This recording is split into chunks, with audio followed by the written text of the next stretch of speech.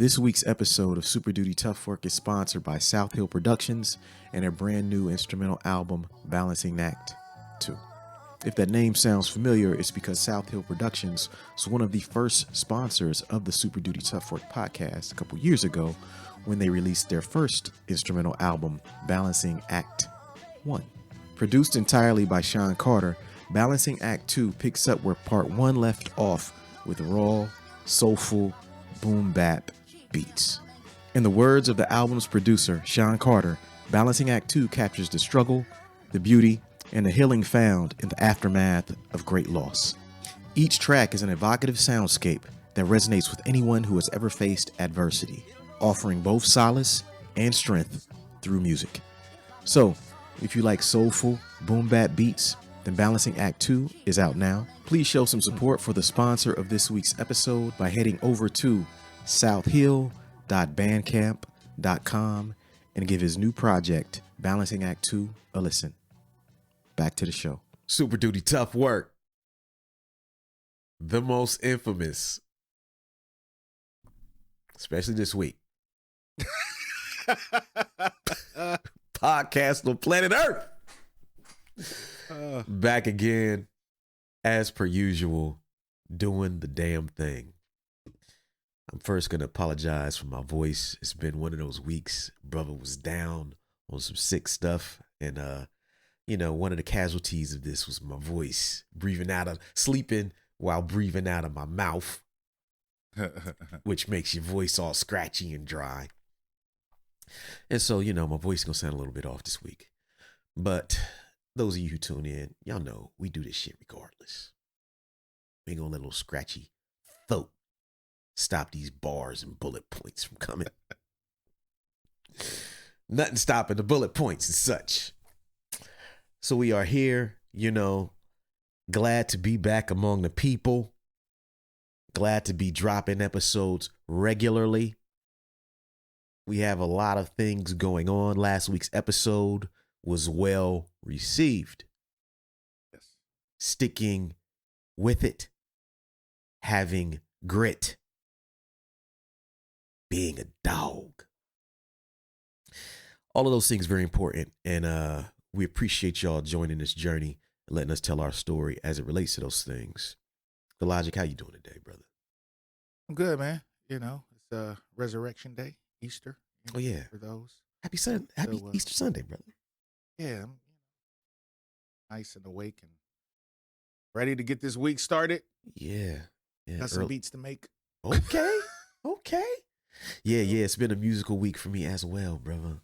Mm-hmm. Finishing touches on next album time. Yeah.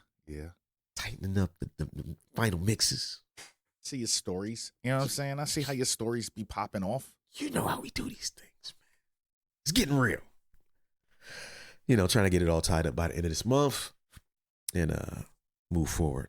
But this week, man, we're just going to get right into this. If you're listening right now, then you probably saw the title of the show.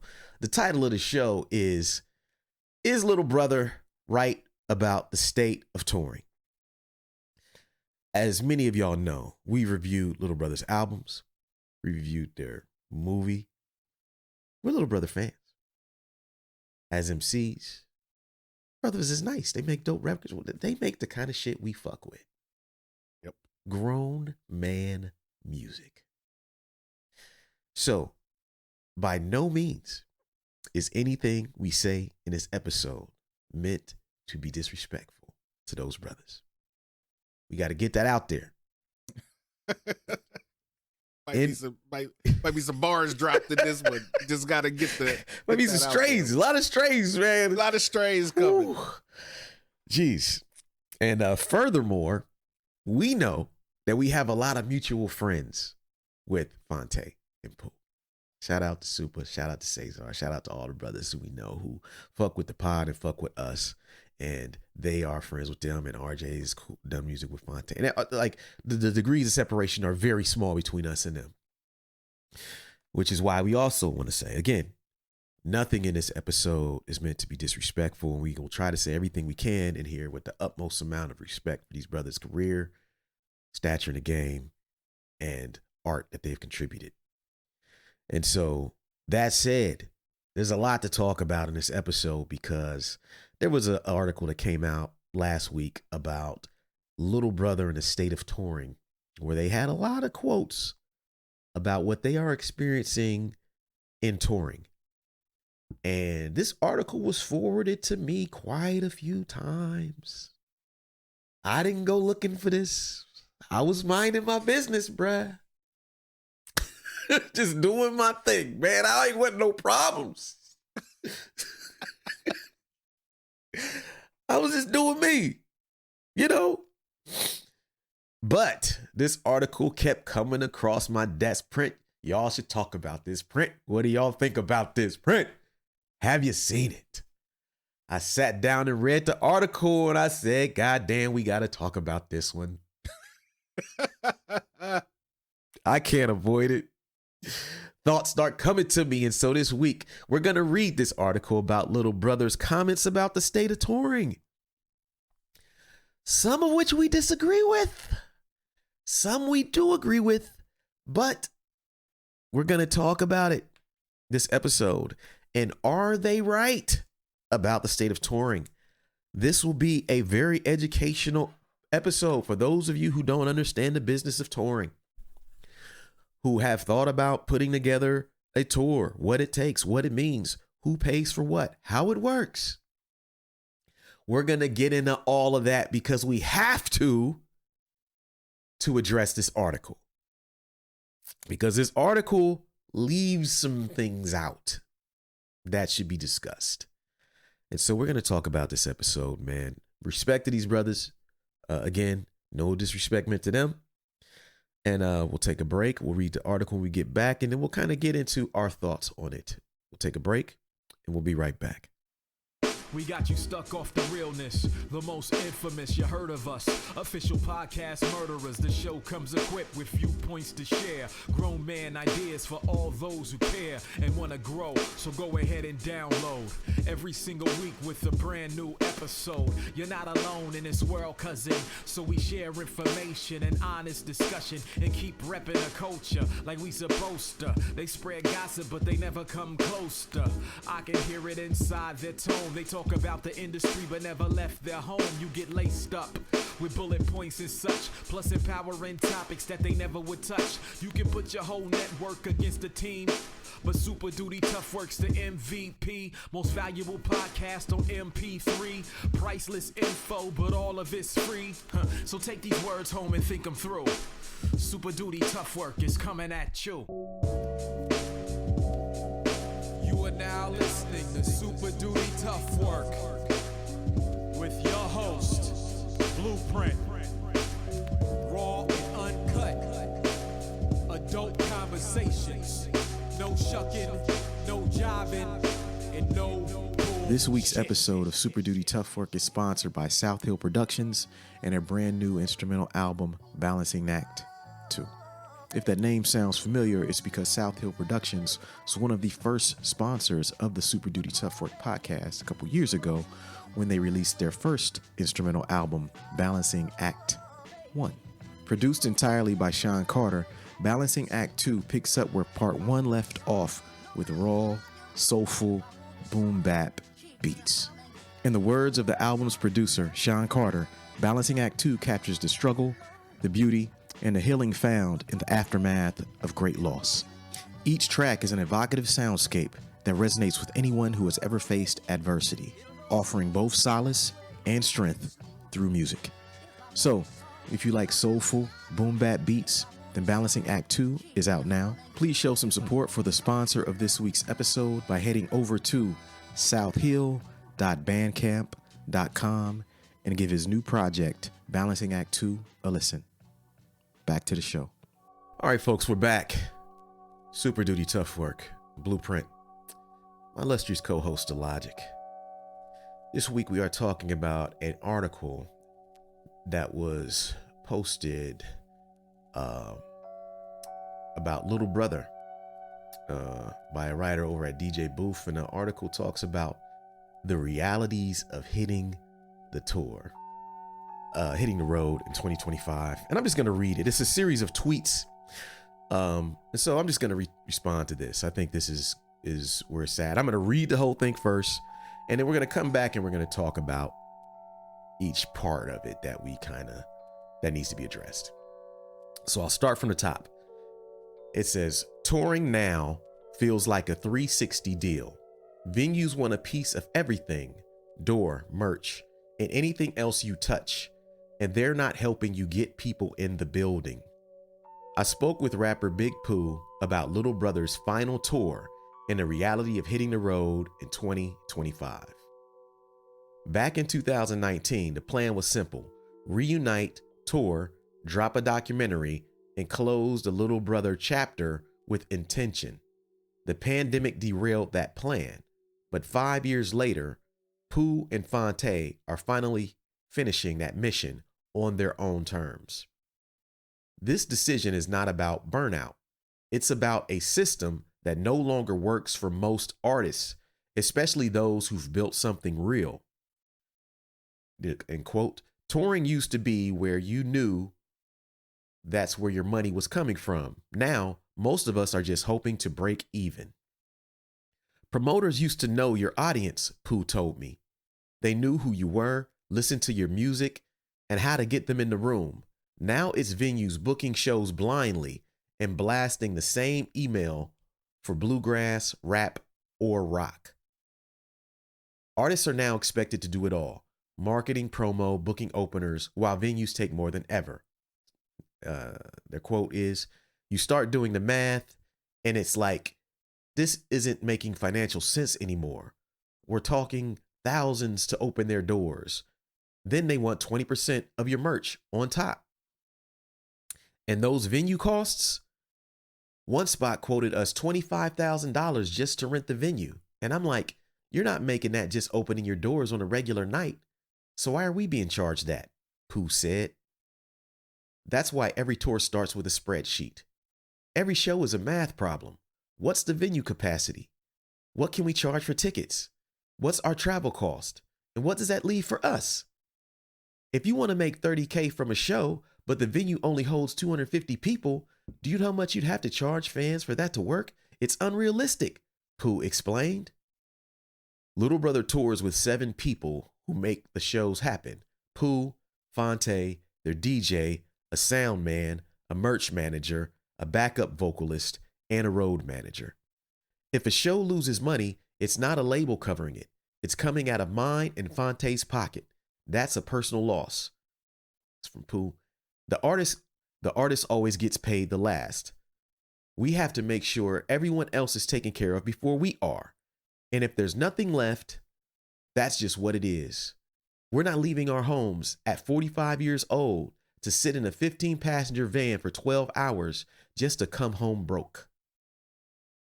So when people ask why their city didn't make the tour, some venues passed, some didn't respond, and some deals just didn't make sense. If we're not in your city, it's not because we didn't try. Rapper Pooh. Sometimes fans get upset with artists, but it's really the venues you need to talk to, Pooh said when I asked who deserves the blame. If venues understand who the people wanted to see, maybe they'd move differently. If Little Brother's Curtain Call tour comes to a city near you, don't miss it. This is a celebration. It's not a sad day. We're giving people one more chance to cheer for Little Brother while we're still here, not when we're gone. So that's the end of the article. I think you all get the tone of the article based on what you've heard here in the quotes from Pooh throughout the article. And Illogic, what do you think about this overall before we get into the bullet points? I mean, overall, there's some things that should not be a surprise if you have been doing this as long as they've been doing this and as long as we. When we first started touring, it was always a math problem. It's always how many people does the place hold? How much is our cost going to be? How much? All of that, that's normal. Yes. With any tour, that's normal. I mean, if you in a 250 capacity venue, then you shouldn't be expecting to make $30K. Say that shit again, please, brother.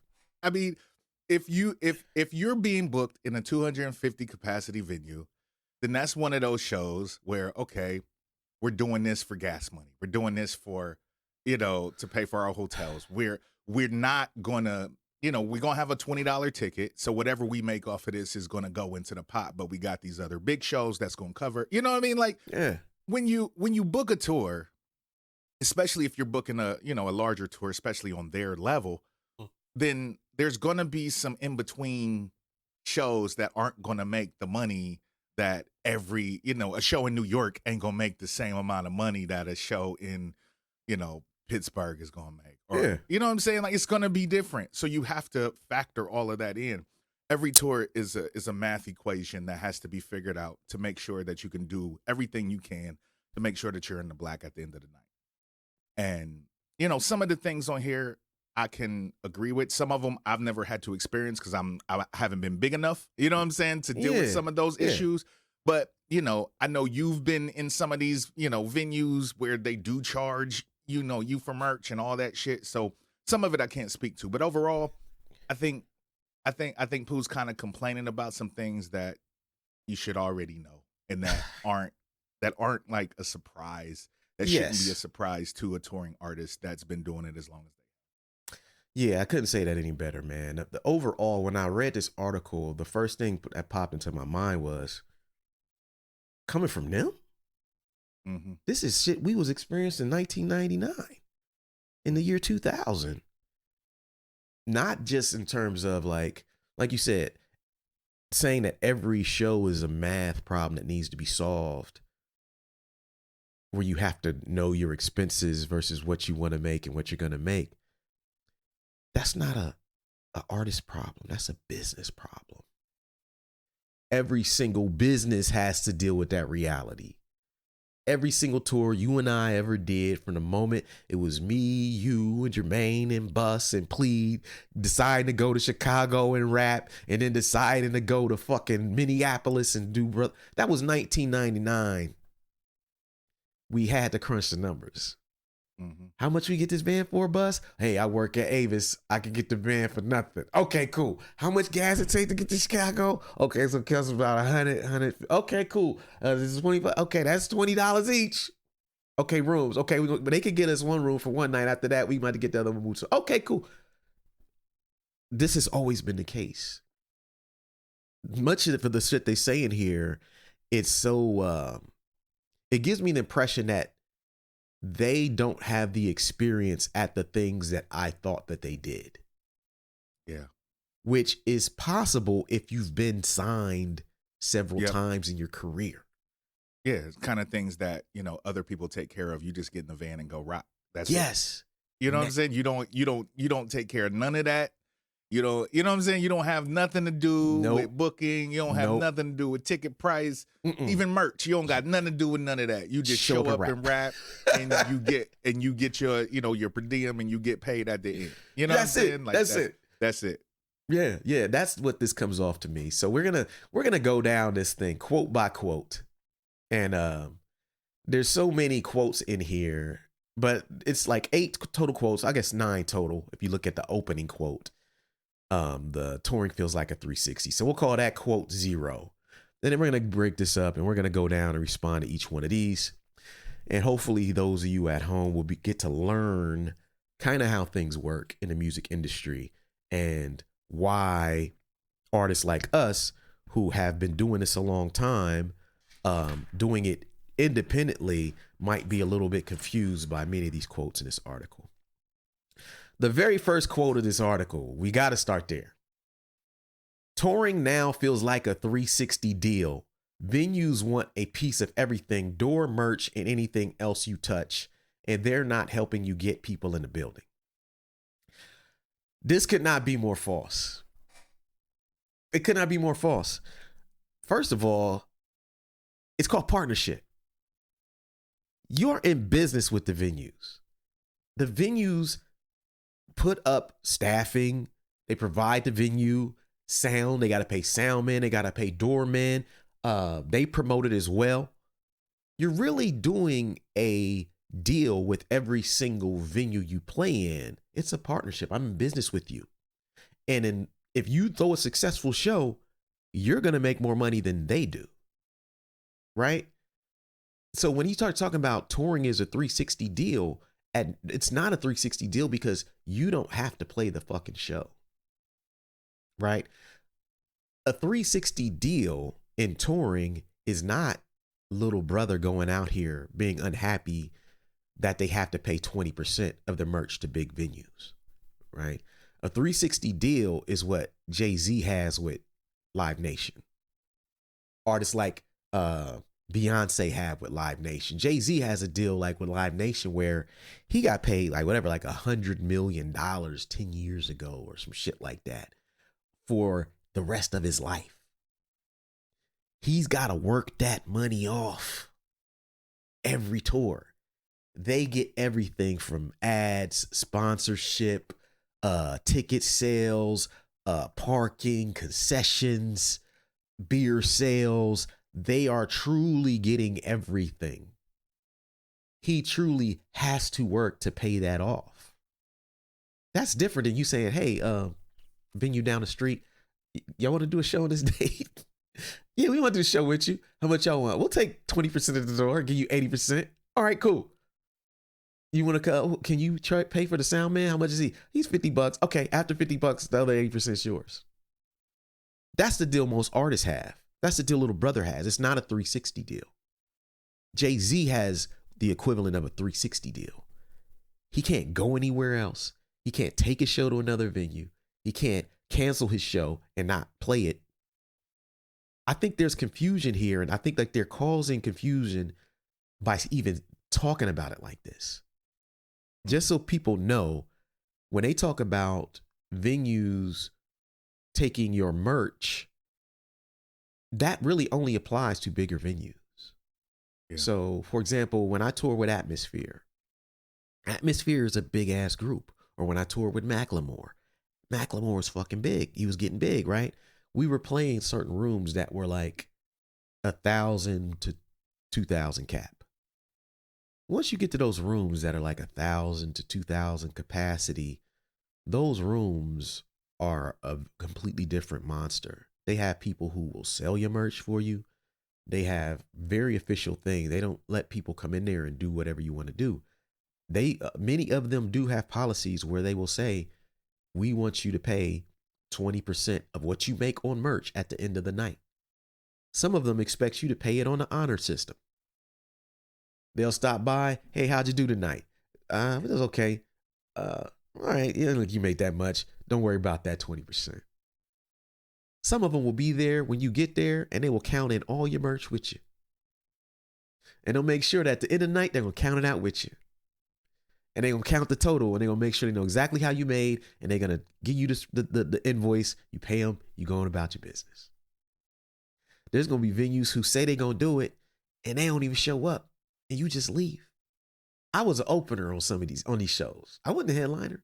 So it'll be times, the last time I played New York with Atmosphere, I think it might have been 2011. We played some venue there. They were trying to do the same thing. It was like me and a bunch of other people on this tour. And we were just like, dude, are we going to show end it? Nobody from the venue came over to us. We was like, man, by the time they get here, we could be out this back door, Chief.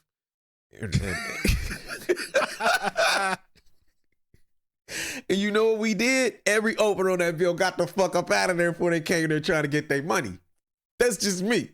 I'm just saying, they never came after us. They never, hey, you guys owe us. They didn't give a shit. If you're a headliner, it's part of the game though, you know? And furthermore, if they want 20% of merch, what do bands do? This is not anything different. You mark up your merch 20%. Mark that shit up. Yes. Oh, There's a reason when you go to big shows that a t-shirt costs $60. Thank you. There's a reason. Thank you. And motherfuckers pay it. They pay it. They know it's going to be more in them big venues, right? Yeah, they know. Because those venues do that. So we just, we normally charge 30 for this shirt. Y'all want 20%. Now the shirt is 35 tonight or 40. Something simple to round up, right? This is the part of the thing that like Pooh and them are acting like they don't know or they've never experienced. And it's like, I think it's misleading people. It's not a 360 deal. You don't have to play shows. No one's forcing you to go out and book these shows. You're in partnership with these venues. You know what I mean? It's not the same. Yeah, I think it's a little. I want to say maybe Pooh is, being a little. He's exaggerating a little, but in the same token, in his defense, playing devil's advocate. What if some of these venues trying to stroke little brother? You know what I'm saying? Like, because shit is not like it was before the pandemic. Tours aren't really making as much money as they used to. Cost of everything is rising, all that shit. You see a little brother coming through. Oh, we gonna do 25%. We gonna do, you know what I'm saying? Like, we gonna, and it's possible. You know what I'm saying? Maybe motherfuckers trying to stroke little brother. It's just in defense of maybe, to me, it's possible. Whether you pay 20 or 25% doesn't even matter. Yeah, if you're playing big rooms, it's part of the game. Yeah. It's part of the game. Little brother ain't getting struck no more than these people who's selling out those fucking rooms. Yeah. If you playing 1,500 rooms, you're playing them with the same motherfuckers who can sell out 2,500 cap rooms. Mm-hmm. Right? In this day and age of touring, artists are playing smaller rooms. The bigger artists are forced to play smaller rooms now. Smaller rooms closing. It's more competition. They don't see Little Brother as no more unique than anybody else. So if Little Brother, from what he's saying, the only quote we have in here is they want 20% of merch. Mm-hmm. Right? He's saying they want a percentage of door. Of course they're going to take a percentage of door of ticket sales. Yeah. That's what are we something talking else about? I have a little issue with. How much are they supposed to help you get people in the building? Yeah, we're going to talk about that one too. Yeah, that was How much? Like, come on now. Like, I mean, it's in the first quote, so it's like, come on now. Like, how much are they? Like, have you're they ever? No different. Yeah, you're no different than this rock band that's coming tomorrow night. You know what I'm saying? No. Like, I'm not gonna overextend myself promoting for your show. Like, that costs me more money. It's up to you. Yes. To get. Yes. To get your, promo out and do what you need to do, and we'll help you in some capacity. Yeah, and they're not They are helping you get people in the building, but again, it's a partnership. Mm-hmm.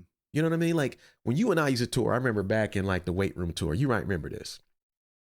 We used to show up venues sometimes. We say, "Man, if our posters ain't up in this venue, it's gonna be a bad night." Yep.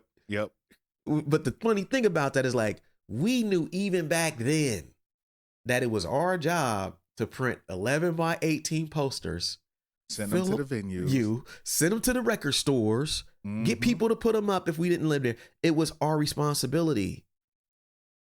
To me, it's very disingenuous of him to act like, oh, that the venue's job it's not my job to promote my fucking tour. It's their job to put bodies in here. Nah, it's both parties' job. Yeah. You know what I mean? And it's more on the artist. Yes, you got more to lose. They got another show tomorrow.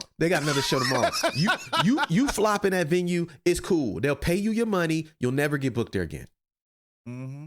But you can't play again. It will behoove you to promote your fucking show. Right?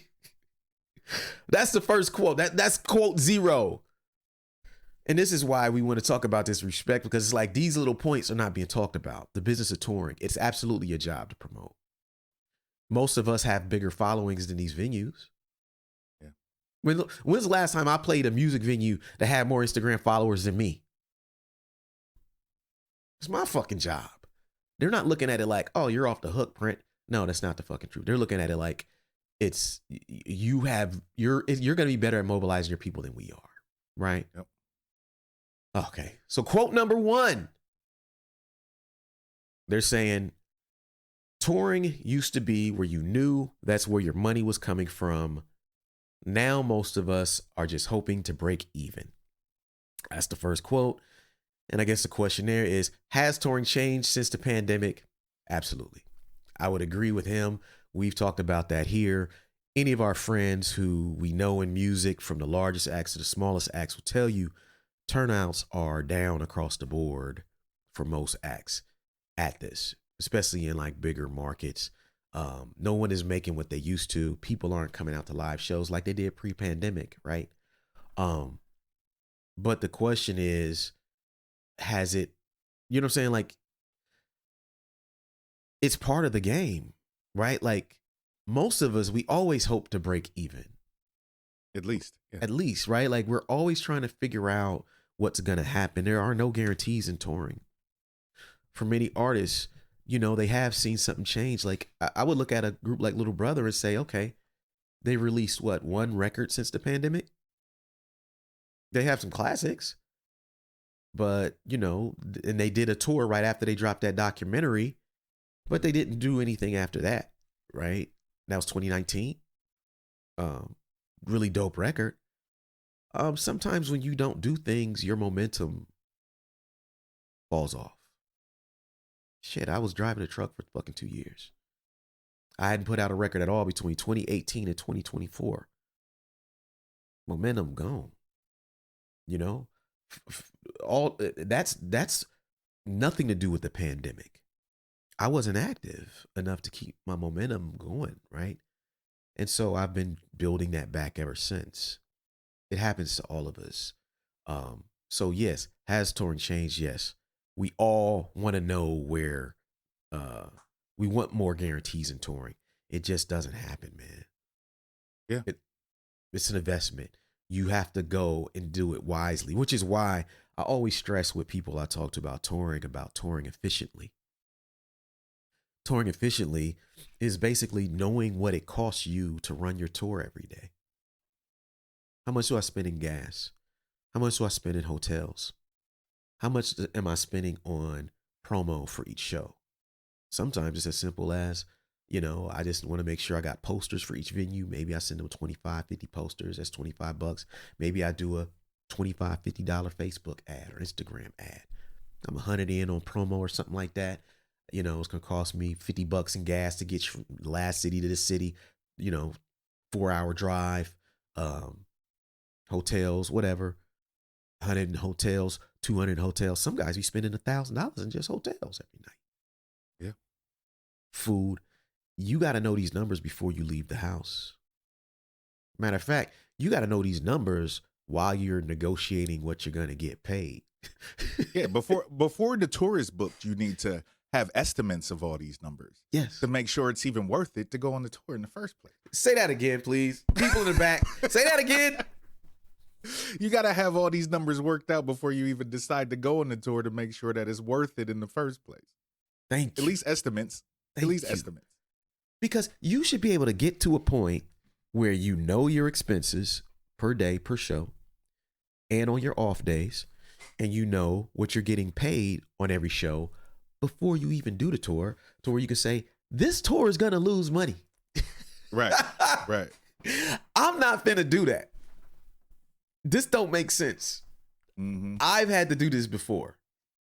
I don't remember if I even ever told this story on this tour before, but this was how I lost my first booking agent. How I lost my booking agent was I was supposed to do a tour, and it was supposed to be me. This was in 2005 or 6, late 05, 6. It was supposed to be me, Mr. Dibbs, and Mr. Dibbs' brother's band. He had a punk band that was pretty good. So we was going to do this tour. It was going to be like 2 weeks of Midwest shows. I was supposed to play. Dibbs going to headline. I was playing the middle. His brother's band's going to open. So something happens where Dibbs' brother, lead singer of his band, gets like stabbed. You know what I'm saying? It's a big fucking thing. And so he's in the hospital. It's very serious. This is like a month before the tour starts. And so I'm like, Dibbs is like, yo, my brother's, in the hospital. We can't do the tour. You know what I'm saying? He's off of it. And he was like, as his brother, I can't just do the tour. Right. Yeah. I'm off the tour. I talked to the booking agent. I'm like, hey, look, the headliner gone. His brother got stabbed. He gone. I'm in the middle of this bill. I don't think anybody's I think we should kill the tour. I don't think anybody's going to care if I don't do the tour. You know what I'm saying? In light of everything that's happened, we should probably cancel. Right. And she's like, all right, cool. Yeah, I agree. I talked to her. She's like, okay, I'll talk to the venues and we'll get it canceled. I think they'll be understanding. Okay, because yeah, you're not headlining, so it shouldn't be that big of a deal. Right. She calls me back a couple of days, like, nah, the venue still want to do it with just you. And I was like, well, if we're gonna do it with just me, then we're gonna have to change some. Yeah, some renegotiation is necessary if I'm doing this by myself. The formula's gotta be Yeah. renegotiated up in here. Yeah, we gotta flip it and bounce it a little bit. Retabulate these formulas. You know what I mean? Get on that calculator. You know what I mean? The tabulation machine. So I'm like, we gotta figure some things out if it's just me. I need to know what these offers are gonna change to. She's like, all right, I'll talk to them. I'll get all the offers lined up so that you still get paid, properly. And I'll let you know. I'll send all your offers and all the contracts back over to you ASAP. Week go by, 2 weeks go by, 3 weeks go by. I ain't heard hair nor hide from her about this tour and the money changing. Week of the tour, me and Groove are practicing. I'm in Cincinnati. I'm like, yo, what's good? I calls into her like, yo, can you send it over? I'd been hitting them up for weeks. Like, yo, I need them numbers. I need the contracts. I need to know what I'm looking at because I don't want to go on no tour like this quote is talking about, just hoping to break even. Right. Especially if the whole tour is going to be canceled anyway. Why would I go out there and risk it?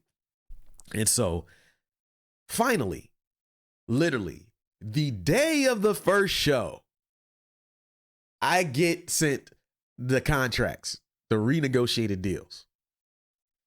These deals were so bad. It was basically like, it was so bad. It was like I was literally losing money just to play the shows. I was not even going to make. That's why they ain't send it to you. That's why they ain't send it to you to the day of the show. They do. She knew. She knew. She knew you was going to cancel that shit. Come on, man. And I was just like, yo, I called her back and I was like, look, you just sent me this the day of the show. I was like, it's like noon. I was like, and I know. Ain't no way I'm going to be playing in Cleveland for this, headlining no show. And it wasn't like it was just like a door split where it's fair door split. If people come out, you make good money. If they don't, whatever. It was like you could sell out the show and still only make $100 type shit. I was like, nah, fam. I was like, look, I can't do this. I was like,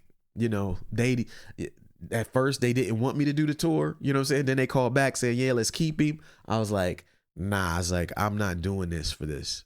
It doesn't make sense. So please, can you call them and tell them that? I was like, if they only offer me $50, $100, I was like, anyway, I was like, then they not going to miss me. You know what I'm saying? It ain't no financial loss to them to not have a dude you was only going to pay $50 to not show up. You know what I'm saying? She's like, all right, I don't think it'd be a problem. Again, I'm like, all right, cool. I hang up with her. I call Rare Groove. Groove, I ain't picking you up, buddy. The shit is off. It was only like a 2-week tour, all Midwest dates. Markets that we really drew well in, which is why it was also suspect of me doing it for them prices. And so I'm like, nah, man. And he's like, all right, cool. I was like, yo, I've been trying to get the money. I can't. So I'm chilling. Hours go by. I'm looking at my phone. Now, I turned my phone off because I had a feeling that somebody was going to freak out about this shit. So I'm like, all right. I look at my phone. It's like 10 messages on there. You got to do the show.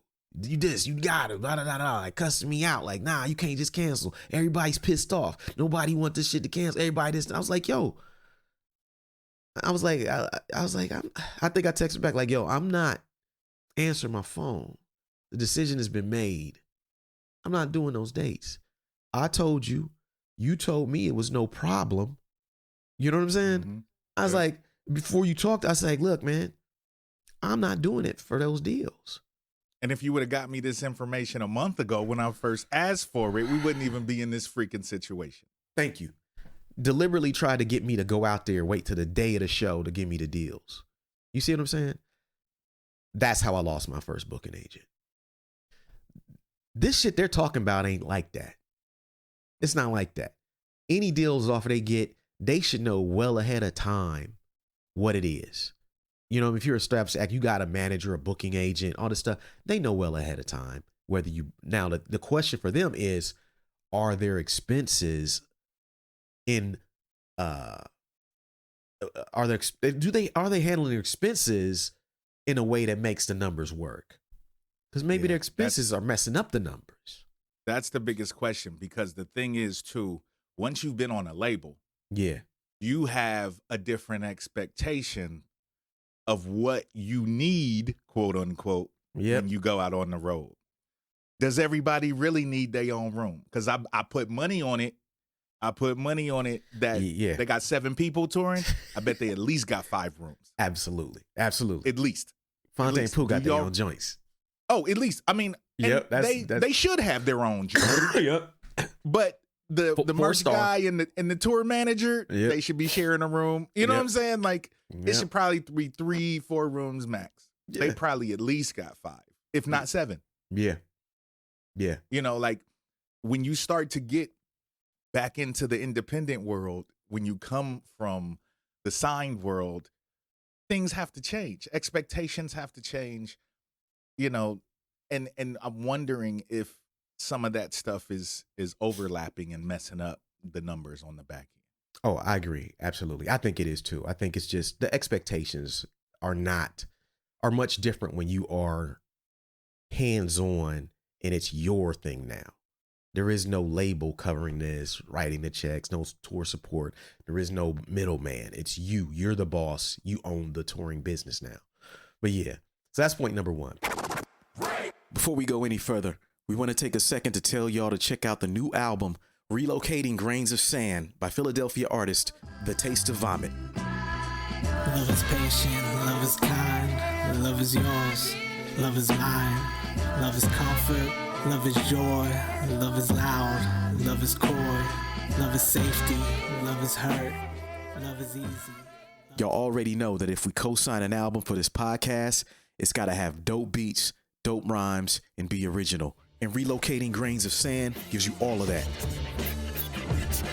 Do I really exist? Am I just an alias of Keith Thornton, played by Ed Norton, but it ain't that important. Cold rock sporting, catch me in the store recording. It's how I'm on The album, rise like Relocating Grains of Sand by The Taste of Vomit, is produced entirely by Hype Keach, but also features some dope features from Andrew, Blueprint, Curly Castro, Mig Sunny, Wade Wilson, Hype Keach, Imai, and scratches by DJ Soundtech. Yeah, you heard it right. Your boy Printmatic is also featured on this joint. It was my turn, but quickly learned that I was stuck. My time was up, I'm out of luck. My money's low, my pride was shook. I disappeared to drive a truck, grinded out till I got up. Faced was stuffed inside a book, feeding my mind like I'm like. So please take the time to go stream their album on any streaming platform or go purchase it via digital download or cassette at thetasteofvomit.bandcamp.com. Again, it's thetasteofvomit.bandcamp.com, and show this brother some support. Now, back to the show. Quick announcement. We have officially launched the Super Duty Tough Work website, and we would like to officially invite you as a listener of the show to go check it out. The website is superdutytoughwork.net. Again, that's superdutytoughwork.net. Go there and check out the site. You can do 4 things on there right now. The first thing you can do is listen to the podcast. Second thing you can do is purchase books. The third thing you can do is book coaching calls. And the fourth thing you can do on the website is purchase ads for your business on the show. So this is the first time you have been able to do that all in one place. So please take a second, go over to superdutytoughwork.net, sign up for our email newsletter over there, and support the movement. Back to the show. Point number 2 that they say is promoters used to know your audience. Pooh told me they knew who you were, who listened to your music, and how to get them in the room. Now it's venues booking shows blindly and blasting the same email for bluegrass, rap, or rock. Is it true that promoters don't know who hip hop artists are anymore? This one I kind of call cap on, because it's more like, first of all, we've been doing this shit for 25 years. I done seen a lot of turnover in this thing. When you do shit as long as we did it, there are promoters and venues who have still been doing it as long as we've been doing it. But it's not a realistic expectation to think that the promoters are going to know everything about who you are, your story, and actually listen to your music anymore. There are promoters like that in every city. The question is, are the promoters who know you going to be the ones you choose over the venues who might not, but might give you more money? Right. That's the thing. The promoters might not be able to offer you what the venue is going to offer you. The promoter that could help get the butts in the seats, get the people in the door, you might, be taking a couple grand hit using that promoter, but you'll probably have a better show. Yes. You know what I'm saying? So it's a give and take, because since, like you said, we've been doing this a long time, and there were a lot of promoters that we dealt with that really fucked with our music, that went hard, that had street teams that would go out, fucking flyer, all that shit. Now it's not like that as much anymore. Yeah. And, even if you do have those people, like you said, you may be losing money. Yes. In a state where the money is already funny in a way, because after the pandemic, things have gone down, then most likely you're going to go to the venue because they're going to offer you an extra grand, an extra $2,000, but you can't have the same expectations that you would have of an independent promoter. Facts. Of the venue. You can't have those same expectations. Yeah, you got to choose. You got to choose. And for the record, just one last thing to add to this. Venues have what's called talent buyers. You know what I'm saying? Or they have like bookers. And those people, they don't have one per genre. Right. The venue doesn't have, this is our hip hop booking guy. This is our, bluegrass guy. This is our rock guy. Oh, you want to book an electronic show? Contact this guy. They don't have that. They never did. It was always one person who had to figure out everything and be familiar with what's worth booking. Yep. It was never what he's suggesting is that at some point it was a hip hop guy working at these venues who knew our shit. It's never been like that. Since I've been touring, it's more been like the kids who understood hip hop and indie rock knew about our shit. But it was never like, these motherfuckers got a hip hop person there, and that's what they book. That's never been a thing. You know what I mean?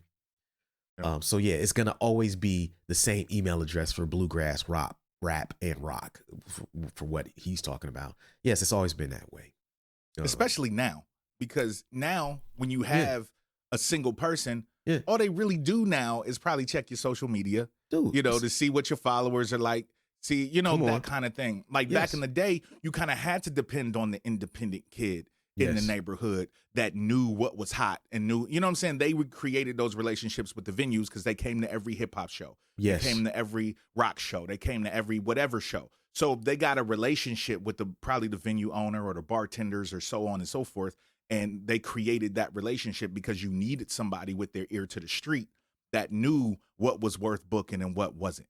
Now, all you got to do is have somebody that checks fucking social media to see how many followers you got. And if you got enough followers, then they're going to set the ticket price at this. They're going to book you at this venue. They're going to get you. You know what I'm saying? So it's a completely different world now. Oh, yeah. And like, in addition to that, like you're saying, they're gonna do their diligence. How many followers you got? How many Spotify plays you getting? Yep. Do you have a YouTube presence? Are you active on your social media? 3, most of the times artists are booked at the bigger rooms just on the strength of their booking agent. They trust that the booking agents have done the work to filter out who can draw and who can't. Who's supposed to be playing in this room and who ain't. Yeah. Right. Like if you're pitching me this band as the booking agent and you book 100 other bands, if they're ready for this or not. Right. And so it was never like that. Right. So yeah, that's point number 2. Point number 3. They're saying artists are expected to do it all: marketing, promo, booking openers, while venues take more than ever. You start doing the math and it's like, this isn't making financial sense anymore. We're talking thousands to open their doors when they want 20% of your merch on top. Is this true? No, I don't think that's true at all. I don't think that, I do think that obviously there has been a shift in artists' responsibility as it relates to promoting your tours, because artists now have social media presence now that they didn't have 20 years ago. Right. There was no social media 20 years ago. You couldn't be boots on the ground and spread word about your show in Chicago 20 years ago outside of maybe your website. Mhm. Now I can promote a show in Chicago every day for 90 days until it happens. Just ticket link you to death until the show happens. I have more followers than most of the venues I'm going to play.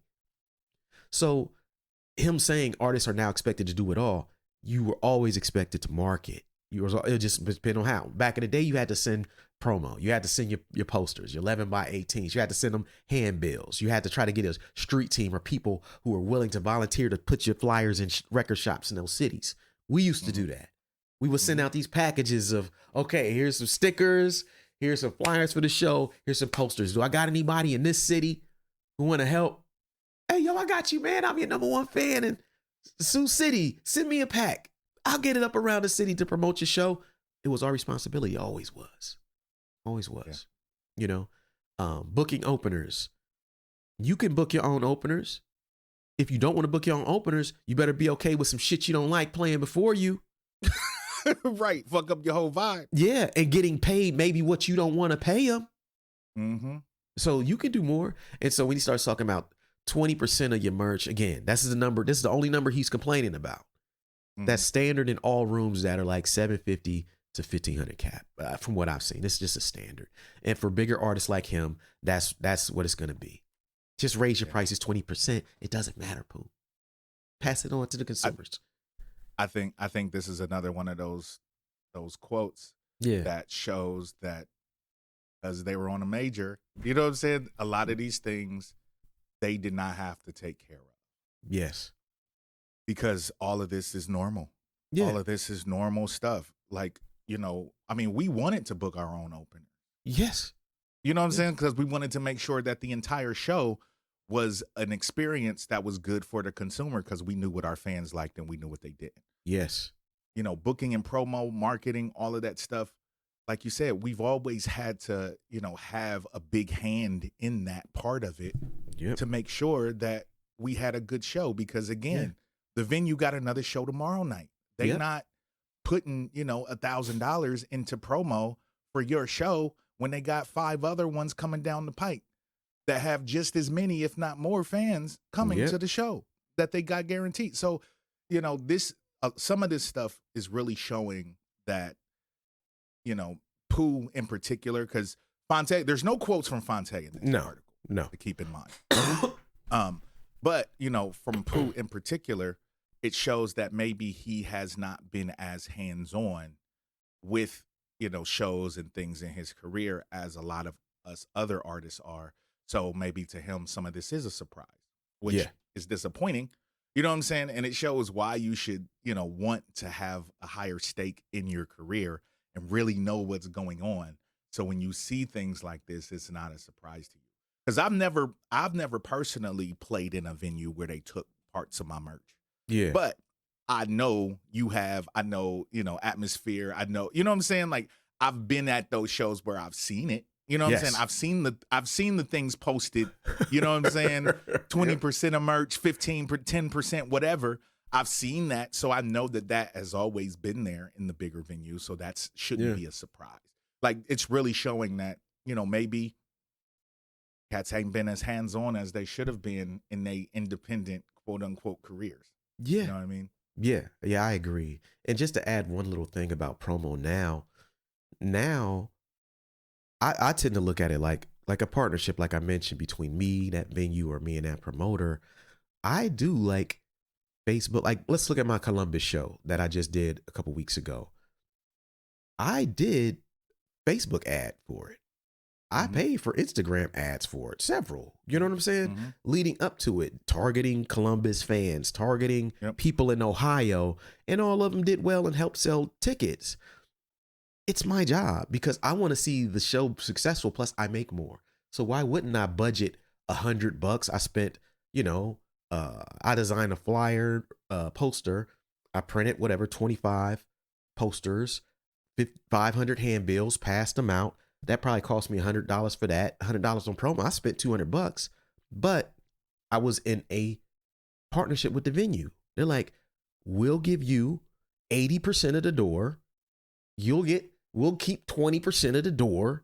And we don't want your merch. It's a smaller venue. We don't take a percentage of your merch. I said, cool, this is great. I didn't get a guarantee, but I made way more than I would have made if I'd have asked for a guarantee. Right. I don't think they're playing the same game. And I don't know if it's, like you're saying, I don't think there's as experience in these things as I would have thought they would have been. Number 4. Point number 4 is saying, and those venue costs is saying one spot quoted us $25,000 just to rent the venue. I'm like, you're not making that just opening your doors on a regular night. So why are we being charged that? Pooh said.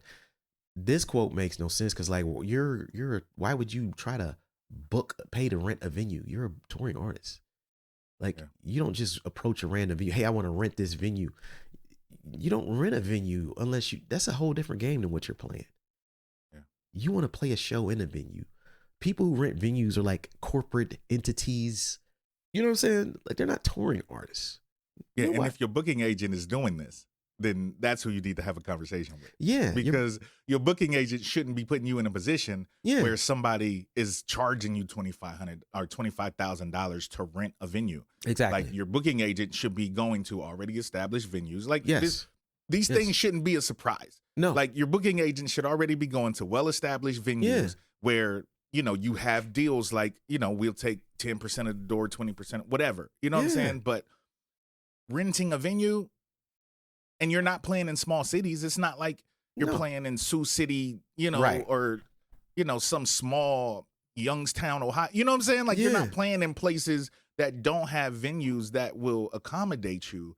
So why is your booking agent putting you in a position where this is even something for you to complain about? That's like what this isn't a touring thing. This is a booking agent issue. Yeah.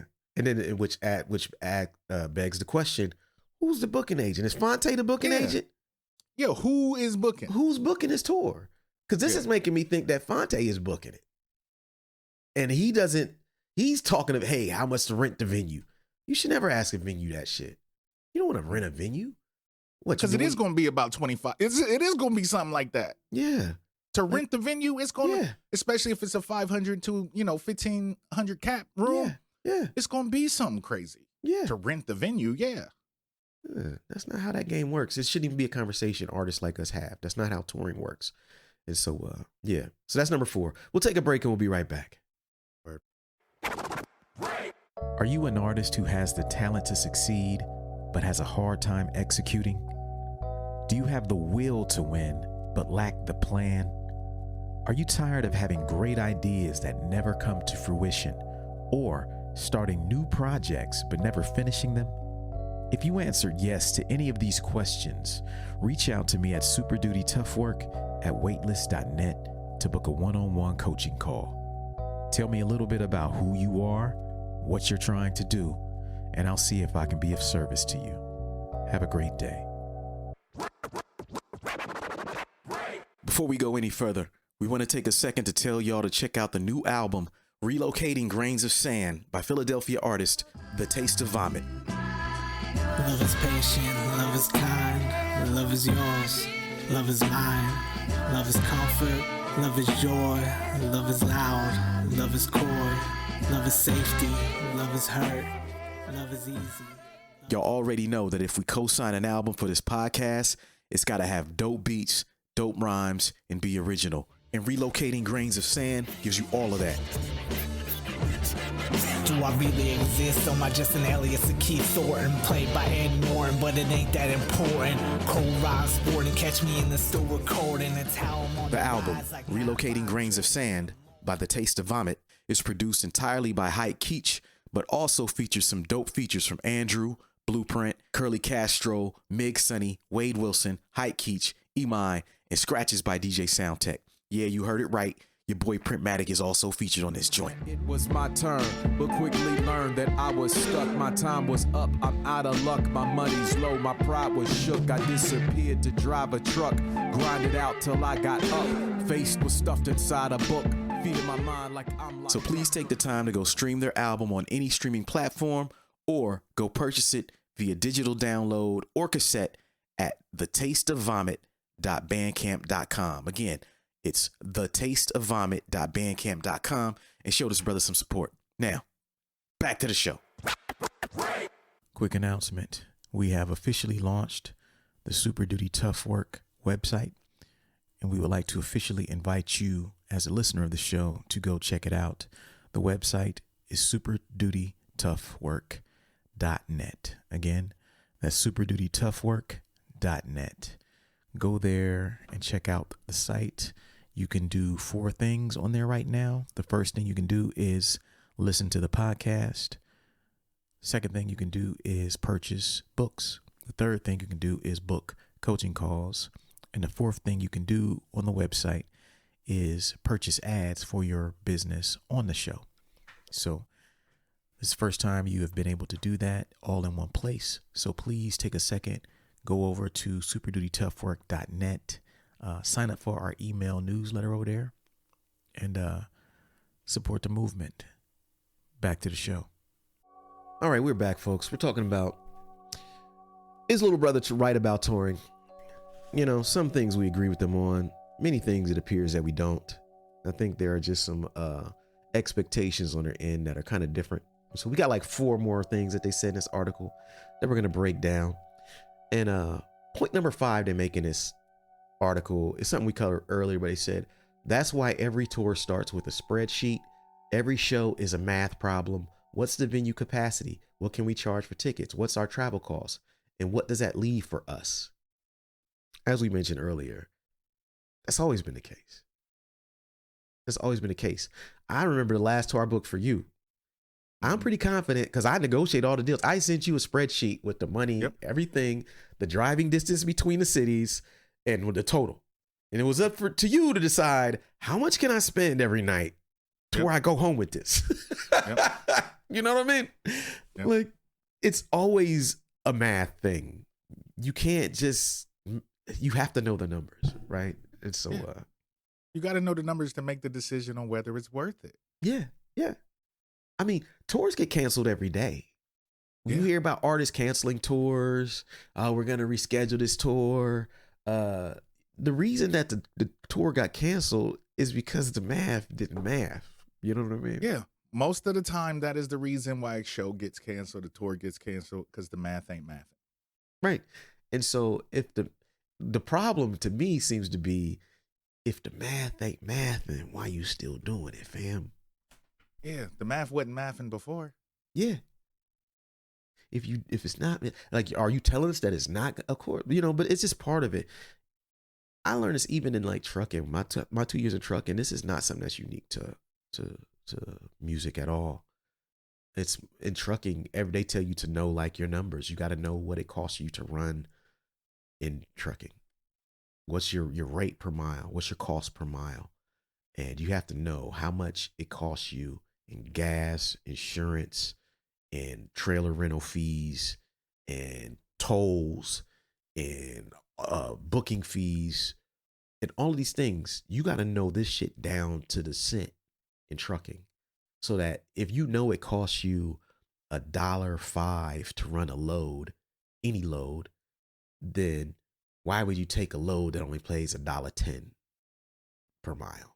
You're not gonna make shit doing it, right? You're like, oh, I'm not making any money. I'm losing money on that. Whereas if you know that you still are making hella money, you know what to take and what not to take. It's no different in music. All of us have to do this. We all crunch numbers when it's time to release music as well. Am I gonna get 100 pieces of vinyl? Am I gonna get 500? Am I gonna do the gatefold color Jones? You know what I'm saying? Or am I just picture disc or not? How many people finna buy this though? We just had this conversation a couple weeks ago. Yes, we did. Yeah. Ongoing conversation. We've been having behind the scenes. Yeah. Real shit. Yes. Numbers got to be crunched before decisions get made, or the decisions ain't going to get made. Yep. And if numbers don't work, don't do it. Unless you're A-okay with taking that loss, you know. Yep. But yeah. Yeah. If it's going to be an investment in your career, just like you, for example, you did the Asia tour. Yes. You didn't really make no money on that tour, but it was an investment for future. Yes. If you're doing stuff like that, then it's understandable as long as you don't take like major crazy losses. Yes.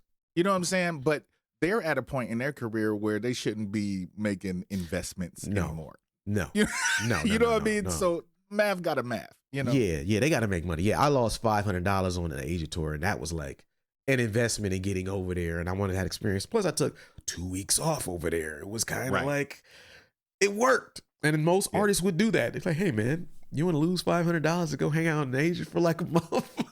Yeah, I'm good. Yeah, let's go do I'll do that. Yeah, I'll do that. For $500, that's going to cost. Yeah, I'm cool with that. You'll make it all back with that. Okay. But yeah, they should be doing it for money, not for the fucking, for props or nothing at this point. So I get it, but yeah, the spreadsheet rules everything around me. Math rules everything around us. So point number 6 in the article, it says, this is a weird one. It says, if you want to make $30K from a show, but the venue only holds 250 people, do you know how much you'd have to charge fans for that to work? It's unrealistic, Pooh explained. No, what's unrealistic is expecting 30K from a place that only holds 250 people. That's unrealistic. What are we talking about, Pooh? Come on, bro. Come on now. You knew that place only hold 250. Why are you expecting? Come on now. This is like working in McDonald's saying you're trying to buy a G-Wagon. Yeah, come on, bro. Look, I know you might want a G-Wagon, but you don't make enough in this job to get that thing over there, man. You can't. I don't care how many hours you work at McDonald's. You're not gonna make enough to work there. Just like you can't make enough money in a 250 capacity room to make 30K. The math don't work. So why are we even having this discussion? Why don't you just play 1,000 cap room and charge $30, Pooh? Right.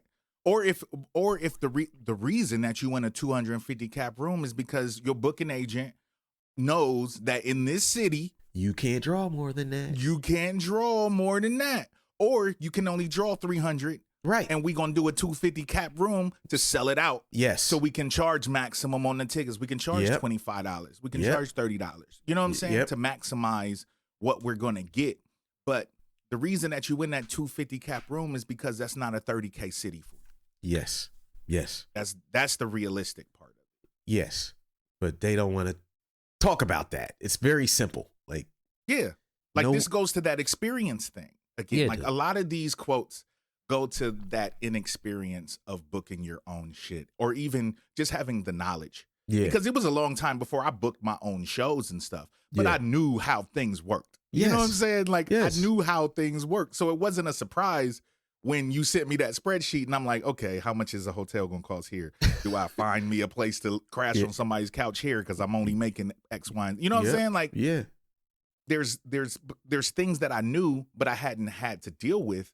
But it sounds like there's certain things that he just doesn't even know. No. And that are, like revelations, and which is kind of weird, Yeah. Point number 7. He said, Little Brother tours with 7 people who make the show happen. Pooh, Fonte, their DJ, a sound man, merch manager, backup vocalist, and a road manager. If a show loses money, it's not a label covering it. It's coming out of mine and Fonte's pocket. That's a personal loss. That's always been the case, bro. Always. I remember times on tour when you would pay us and you wouldn't make no money if we was going. You know what I'm saying? We got our money and you didn't. Yes. You know what I'm saying? I remember those times. Yes. And I did the same thing when I was touring. Yeah. And I was the one running the tour and I had to pay my DJ. You know what I'm saying? It was times that he got paid and I did not. I had $20 to my name. You know what I'm saying? For that night, to eat. You know what I mean? This shit happens. Happens. It's part of the game, man. It's what happens in business.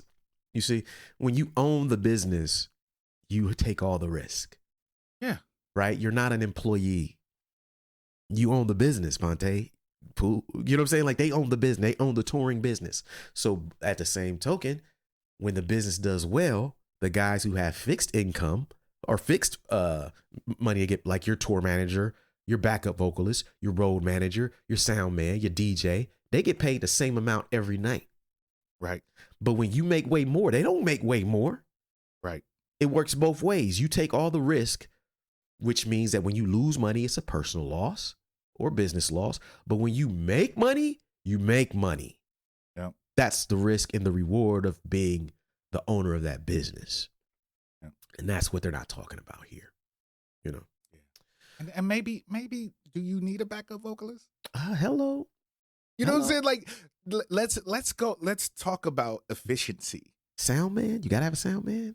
Do you need your For t- own sound man? For 2 turntables and a mic, yo? Right, for 2 weeks. Like Yeah. it's not even like you doing a 50 city tour. You ain't got no keyboardist or no vocal. What you need a sound man for? Yeah, like there's some that's the thing. Like you gotta be Yeah. efficient. You gotta do what makes sense. Yeah. You know what I'm saying? Like there's times that you took a bassist on tour with you when it made Yes. sense. Yes. But when it did not make sense, it was just you and the DJ. And even when that didn't make sense, it was you and your 404, you and your, you know what I'm saying? Like, Yes. Yes. let's be real. Like, Yes. come on. Yes. When it makes sense, it makes sense. When it don't make sense, you can't just be steadfast and unflexible Yes. when you trying to make money. Mm-hmm. You can't not be flexible. You can't say, well, I gotta have my backup vocalist. Yes. I gotta have my sound. No, you don't. No. No. No. You really don't. Mm-mm. If you want to make money, you really don't, bro. No. I mean, shit, a lot of it, like, even then, you could, a lot of guys I know, their merch manager and their tour manager are the same person.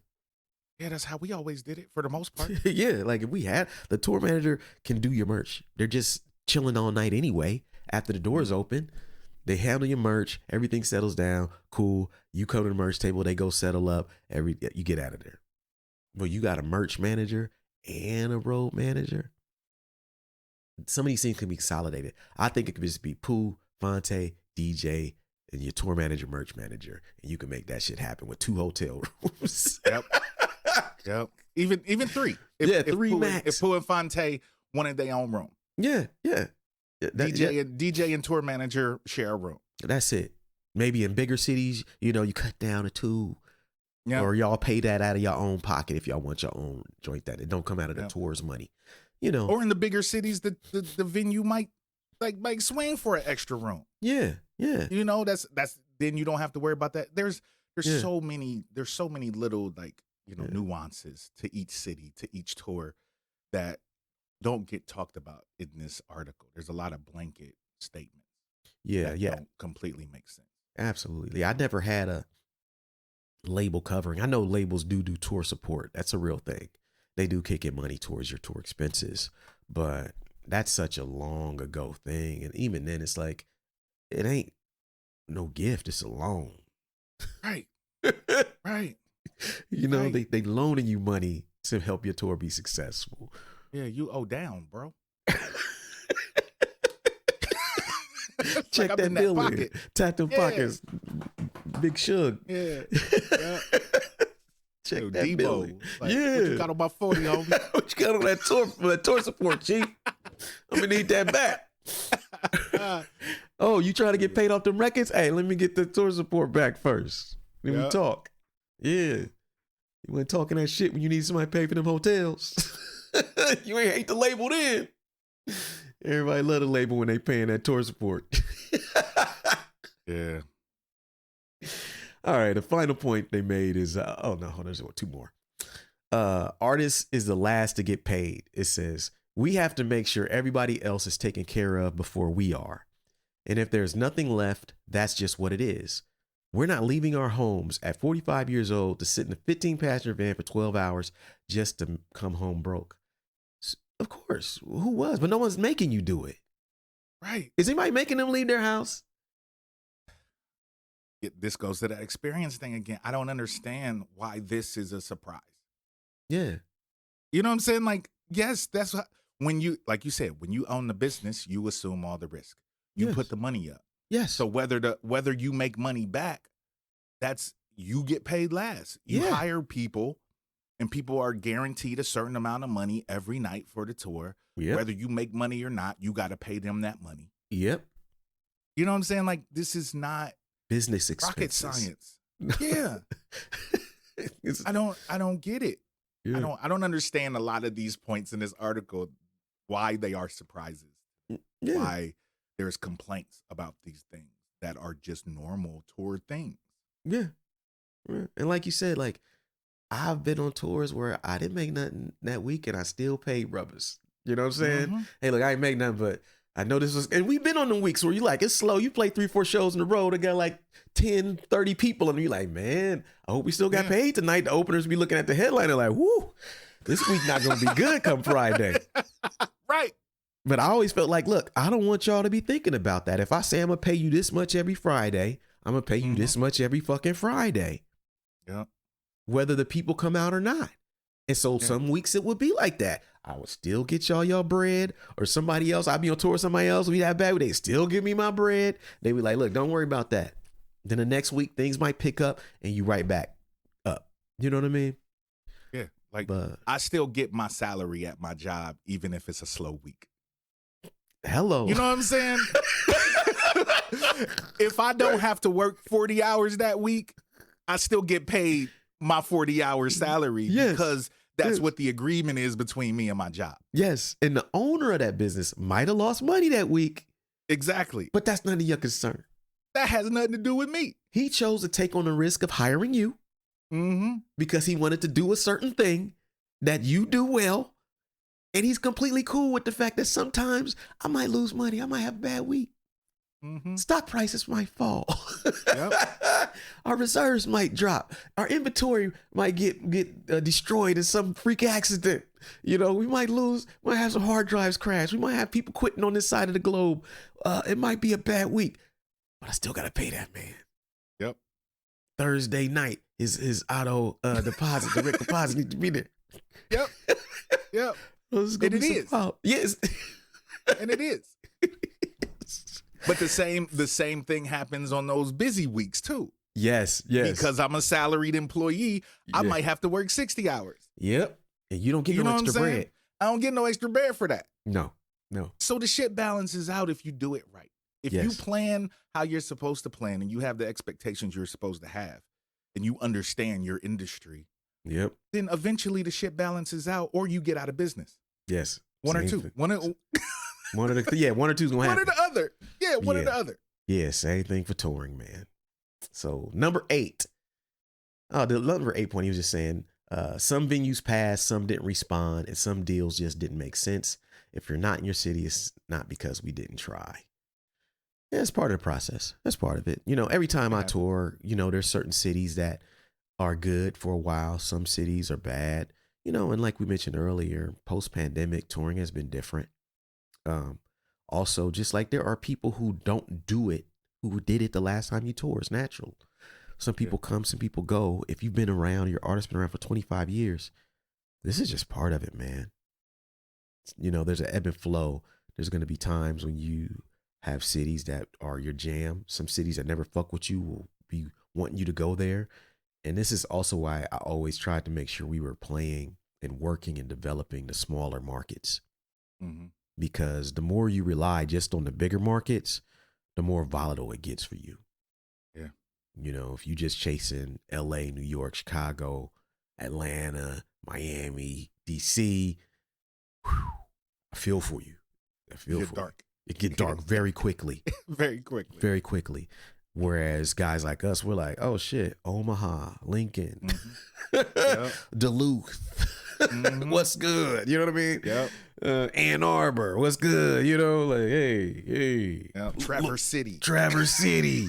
Holla at your man. You know what I mean? Yep. Like, this is where we be going. We loving that shit. You know what I mean? So you can do well if you don't rely strictly on those markets. So I'm sure that plays a factor too in what he's saying. So, you know, again, no disrespect to this man. No disrespect to this man. It's just some things we didn't agree with. So, you know, there's one last thing about this that bothers me. And this is a overall thing that just annoys the hell out of me, which is the Our Last Album, Our Last Tour. Yeah. I can't stand this. This is our final album tour. This is the final tour. Because what have we seen? It never is.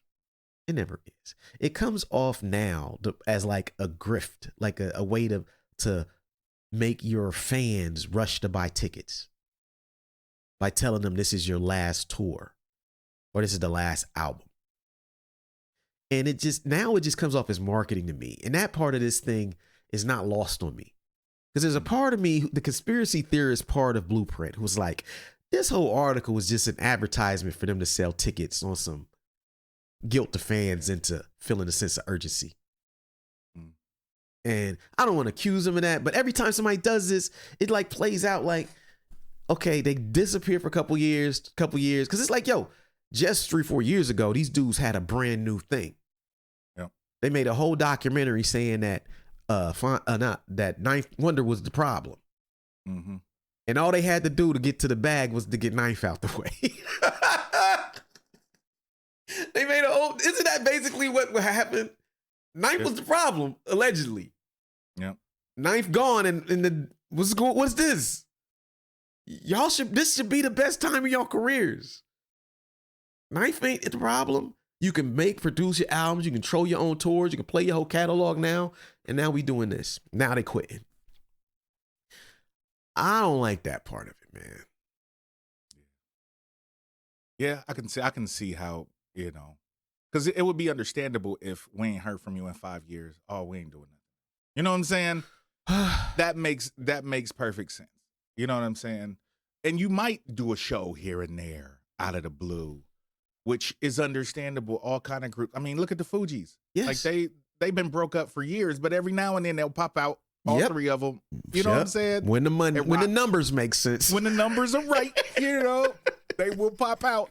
You ain't getting another record. Know you're not getting another record. But they will pop out. And do something. And something else that kind of bugs me a little bit about this. I can't see too many venues or cities passing. Mm-mm. What venues have you called that didn't return a little brother call? I just, I mean, it's possible, but again, that might be a tour manager issue.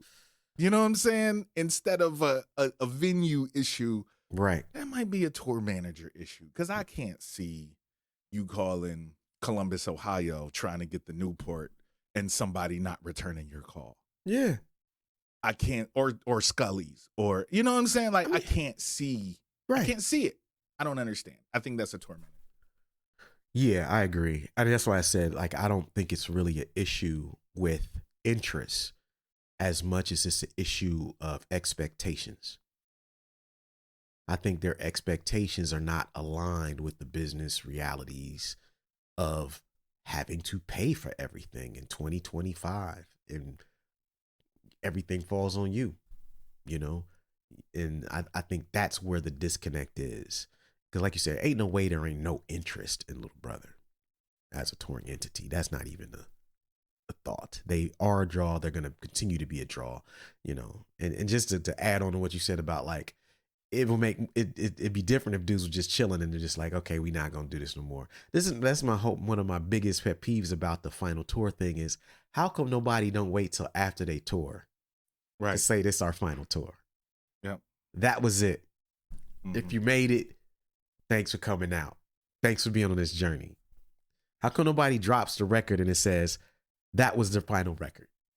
Mm-hmm. If you bought it, thank you. I'm going to do X, Y, and Z. They always start with this is our last joint. Mm-hmm. This is the last album. And then years later, they be like, you know what, man? Let's go one more time. Yeah, everybody comes out, nah, this is the last tour. This is the last Wu-Tang tour. This is the last fucking, you know what I'm saying? People, because this is the last Metallica tour. This Jay-Z, this is the Black album. He ain't doing no more shows after this. This is the Black, no more albums, no more Jay-Z. Years later, he dropped 5 albums since then, 18 tours, negotiated a $100 million contract with Live Nation to do more tours from a man who retired 6 albums ago. Yeah. Y'all gotta forgive me for my skepticism. Yeah. I mean, shit, and it could be. You know what I'm saying? It could be. It's a way to do things. Yeah. It's a way to do things. Yeah, man. And so, again, no disrespect to these brothers, man. We done went in on these guys for about an hour now. And no disrespect to Pooh. Pooh, you do great work. You know, Fonte, you do great work. We respect y'all tremendously as artists. And I just think that it's like this article, you know, and furthermore, it's leaving out a lot. And furthermore, I'm not sure if it's a good look for the people you're doing these shows with, the venues. They might not be happy with this kind of being out there like that. You know? It's not a good look because, you know, this may be the last Little Brother show, but this ain't the last Pooh show. This probably ain't the last Fonte show. Oh no, you gonna catch that for an exchange. So so are you?